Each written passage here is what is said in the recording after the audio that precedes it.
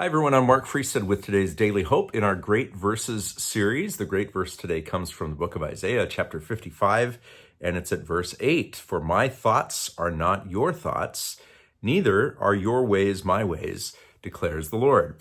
This section of Isaiah was thought to be written, it's sort of called the comfort part of Isaiah from chapter 40, which begins, comfort, comfort my people, through chapter 55, which is the chapter that this verse comes from.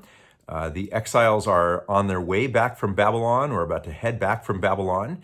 And remember that they were in Babylon for 70 years. So some of them are being called back to a land that they themselves have never lived in. They've certainly heard stories about it from older family members, but they're almost like Abraham being called on an unknown journey. Hey, trust me. I will keep my promises. I'm going to give you this land and you will have good lives there. It's almost a chance for God to reset the stage. Hey, let me introduce myself again to you, my character, my ways, my purpose, and my plan, because my purpose wasn't to leave you indefinitely in Babylon, but to bring you back to the land. So I'm leading a little kids choir at my kids' elementary school, and we're about 7 weeks into it now.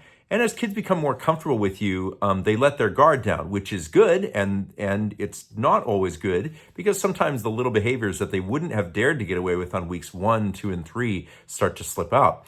And the time has come where I need to reset the expectations and remind them what we're here to do, and remind them the ways in which we do these things. Because left to their own devices, I would have 21 very squirrely bodies in a classroom, trying to make it up as they go along. Well, that's not going to work. And the same thing with God's ways is he doesn't just leave us to our own devices to figure it out, but collectively he draws us together into one unit. In the Old Testament, it's the people of Israel, the Israelites, who will be a light to the nations. And in the New Testament, it's the church, the body of Christ. So look at Isaiah 55, beginning at verse 5. It says, "Surely you will summon nations you know not, and nations you do not know will come running to you." How stunning this must have been, because this was a defeated, conquered people who weren't even living in their land. And God says, no, this is going to happen.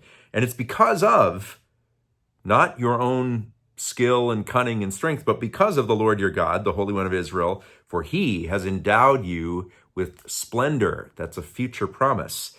Then it says, well-known verse, "Seek the Lord while he may be found, call on him while he is near. Let the wicked forsake their ways and the unrighteous their thoughts. Let them turn to the Lord, and unexpectedly, he will have mercy on them. And to our God, for he will freely pardon." And then verse 8, "My thoughts are not your thoughts, neither are your ways my ways, declares the Lord." So some had no doubt forgotten the purpose, and God lays it out for them again. Even though this is hard for you to get your minds around, trust me. This is a statement of God's authority. My thoughts are not your thoughts, and my ways are not your ways.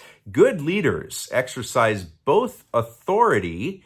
They say, you can trust me. You need to trust me. You need to follow me. But they also teach. They also win others over.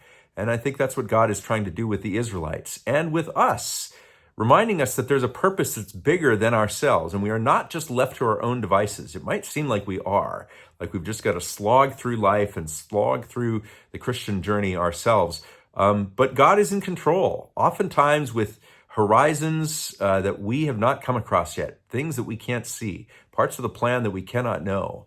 And the more we humble ourselves and recognize this is us, this is him, and his thoughts are not our thoughts, his ways are not our ways, it sets us up for hopefully the exciting challenge of becoming more and more like him as we follow him.